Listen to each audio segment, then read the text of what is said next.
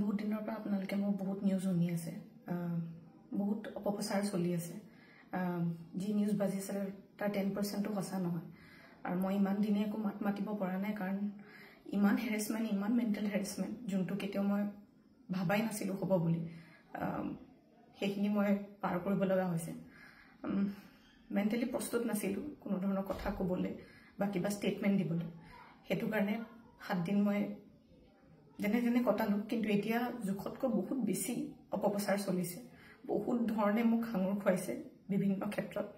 ন্যায়ালয়ে মোক দোষী কৰাৰ আগতে নিউজ মিডিয়াই মোক দোষী কৰি মোক এতিয়ালৈকে ফাঁচি দিছে। মোক অলৰেডি মই দোষী বুলি কথা কৈছে।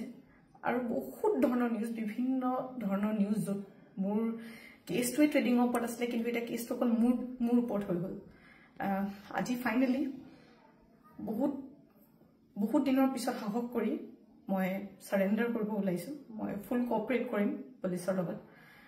ইমান দিনে কৰিব পৰা নাছিলোঁ, মই পলাই ক'তো থকা নাই, মই লুকাই আছিলোঁ অকণমান, মই পৰা নাছিলোঁ সহ্য কৰিবলৈ। ইমান সহজ নহয় নিউজ এটা শুনি থকা বা নিউজ এটা কৰি থাকিলে, যি মন যায় তাকে কৈ আছে, কোনো ধৰণৰ তথ্য নোহোৱাকৈ কথা কৈ আছে।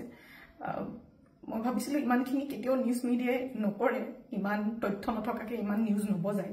কিন্তু আজি মিডিয়াৰ ফলত মই আজি দোষী।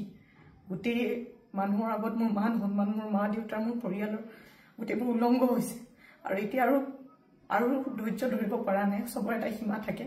সেইটো কাৰণে আজি মই চাৰেণ্ডাৰ কৰিম। আৰু মোৰ বিশ্বাস যে তথ্য চাই ন্যায়ালয়ে ডিচিশ্যন ল'ব, আৰু মিডিয়াৰ নিউজ চাই নহয়।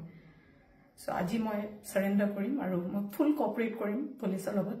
আৰু মোৰ বিশ্বাস যে যদি মই সত্য হয়, মোৰ কোনো ধৰণৰ শাস্তি নহয়।